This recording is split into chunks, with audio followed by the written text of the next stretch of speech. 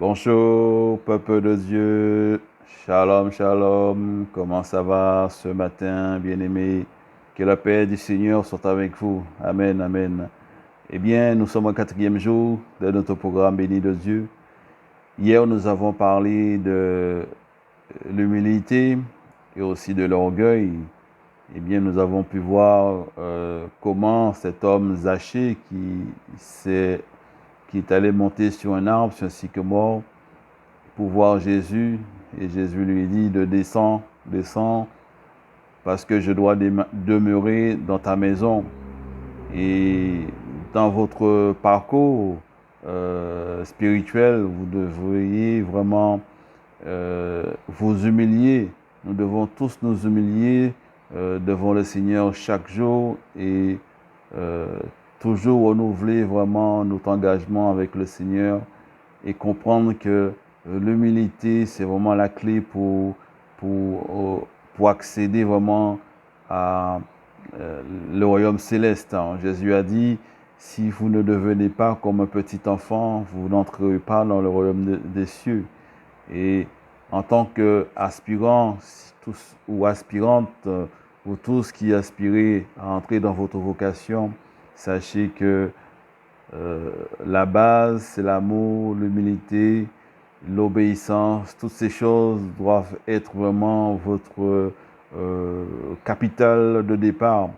Si vous avez du mal avec l'humilité, eh bien, il va falloir travailler dessus beaucoup, beaucoup. Demander le Seigneur de vous aider à comprendre, à entrer dans l'humilité. Et un bon serviteur, c'est un serviteur humble, un serviteur qui ne se met pas à l'avant, qui ne fait pas les choses pour se faire voir, mais pour la gloire de Dieu. Alors, bien-aimés de l'Éternel, je ne peux que vous encourager ce matin à toujours persévérer dans la prière de la foi. Amen. Eh bien, ce matin, nous allons lire l'évangile du jour qui se trouve dans l'évangile selon Saint Jean, chapitre 20, les versets 24 à 29. Nous allons parler un peu de l'incrédulité, le doute. Vous allez absolument passer par ce chemin dans votre cheminement de la vocation. Vous serez vraiment absolument sur ce terrain puisque ce ne sera pas si facile que ça. Alors, sans plus tarder, nous allons lire l'évangile du jour, l'évangile selon Saint Jean, chapitre 20, les versets 24 à 29. Lisons ensemble. Thomas, appelé Didyme, l'un des 12, n'était pas avec eux lorsque Jésus vint. Les autres disciples lui dirent donc, nous avons vu le Seigneur. Mais il leur dit, si je ne vois dans ses mains la marque des clous, et si je ne mets mon doigt dans la marque des clous, et si je ne mets ma main dans son côté, je ne croirai point. 8 jours après, les disciples de Jésus étaient de nouveau dans la maison, et Thomas se trouvait avec eux. Jésus vint, les portes étant fermées, se présenta au milieu d'eux et dit, la paix soit avec vous. Puis il dit à Thomas, avance ici ton doigt et regarde mes mains. Avance aussi ta main et mets-la dans mon côté. Et ne sois pas incrédule, mais crois. Thomas lui répondit, mon Seigneur et mon Dieu. Jésus lui dit, parce que tu m'as vu, tu as cru. Heureux ceux qui n'ont pas vu et qui ont cru. Parole du Seigneur. Nous rendons grâce à Dieu pour cette belle parole ce matin. Amen. À la résurrection, eh bien, Jésus est apparu à ses disciples, mais Thomas n'était pas là. Et les disciples ont dit à Thomas, nous avons vu le Seigneur.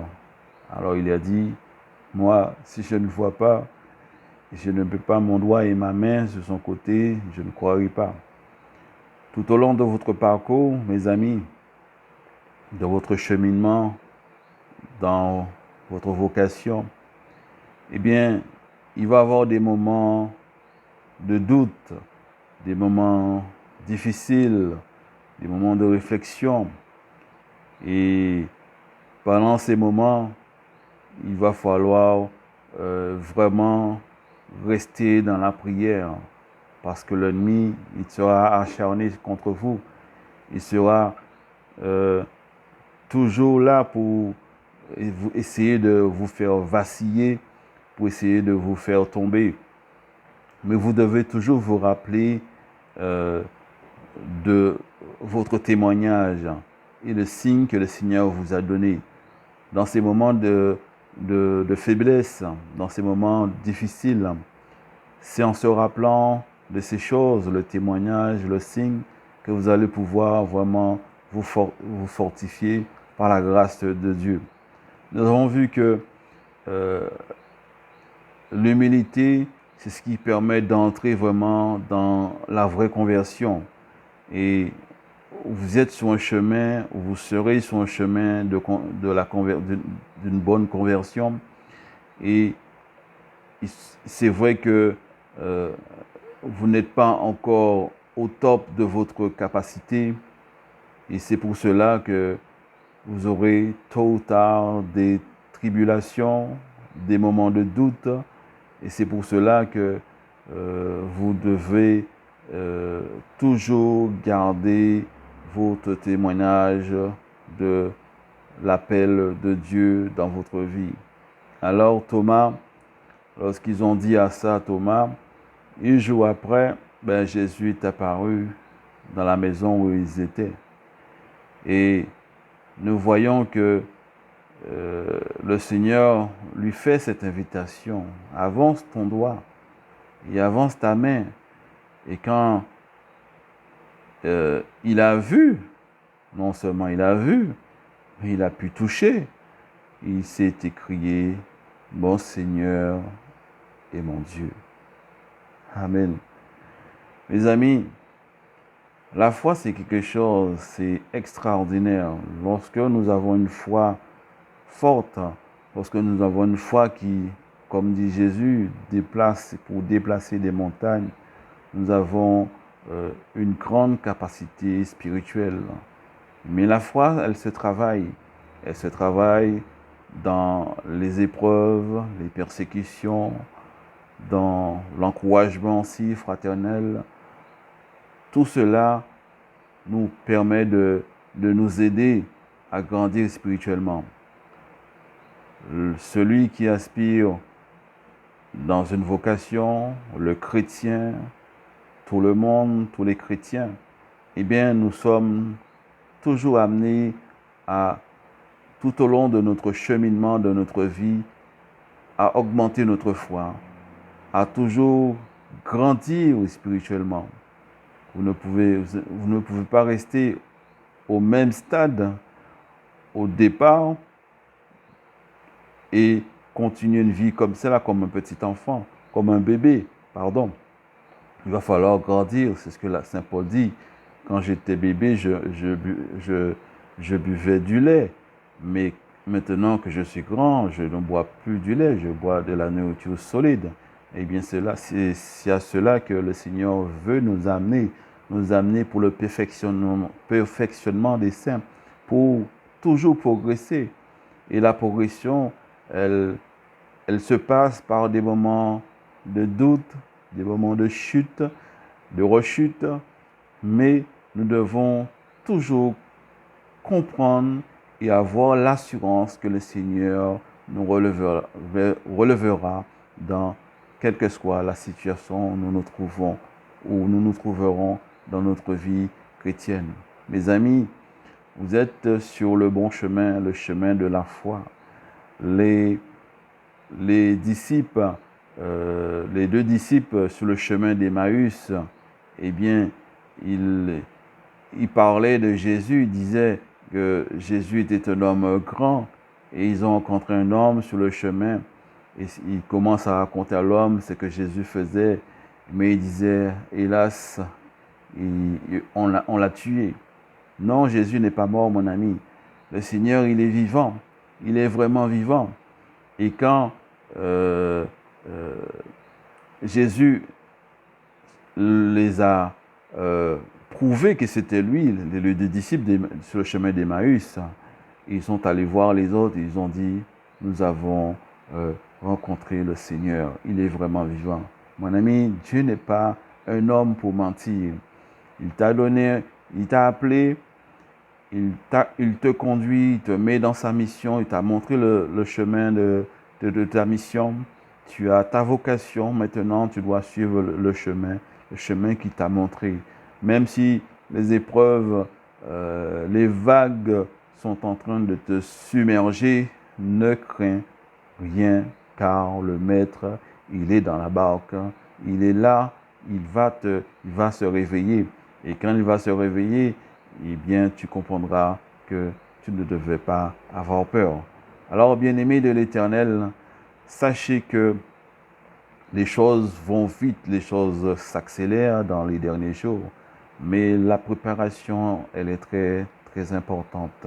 Ne vous précipitez pas. Ne vous précipitez pas parce que vous voulez faire les choses rapidement. Laissez le Seigneur, laissez le Saint-Esprit vous conduire en toutes choses. Le Saint-Esprit, il est là pour nous, il est là pour chacun, il est là pour nous montrer le chemin, pour nous apprendre à prendre les bonnes décisions. Nous devons apprendre à travailler avec le Saint-Esprit, apprendre à ressentir ce que le Saint-Esprit nous demande de faire. Et il se peut ce matin que le Seigneur te parle, il se peut que le Seigneur te dise, prends courage, ne t'inquiète pas, ça va aller puisque j'ai déjà tout fait pour toi. Bien-aimé de l'Éternel, le temps est venu de pouvoir toujours continuer à avancer. Si tu étais dans une situation où tu doutais, ou à cause de l'opposition, tu as arrêté, tu as abandonné, mais tu étais déjà en bon chemin. Mais je te dis ce matin, le Seigneur te dit, prends courage, relève-toi. Il faut avancer maintenant. Tu sais ce qu'il faut faire, alors fais-le. Que Dieu vous bénisse et vous garde ce matin. Passez une bonne journée dans la joie, dans la paix du Seigneur. Quand le Seigneur est entré dans la maison, la première chose qu'il a dite, la paix soit avec vous. Je vous laisse ma paix, je vous donne ma paix. Telle est toujours l'exhortation, la bénédiction céleste que donne le Seigneur, notre Seigneur Jésus. Lorsque les choses commencent à devenir difficiles, le Seigneur nous dit toujours, reste calme, reste en paix. Je travaille, je suis là avec toi. Oui, le Seigneur est là avec toi, mon ami. Ne doute pas de ça. Ce que tu doutes, je comprends. C'est normal, nous sommes des imparfaits. Il manque encore de la maturité. Mais ne abandonne jamais, jamais la vocation que le Seigneur, la mission que le Seigneur t'a confiée. C'est une question de vie ou de mort. Peut-être que le Seigneur va t'élever dans des situations, dans des pays, je ne sais où, mais en tout cas, tu ne sais pas encore où le Seigneur va t'élever. Alors, prends courage, relève la tête, Jésus revient bientôt. Que Dieu vous bénisse. Passez une bonne journée. Je vous bénis ce matin au nom du Père et du Fils et du Saint-Esprit. Amen.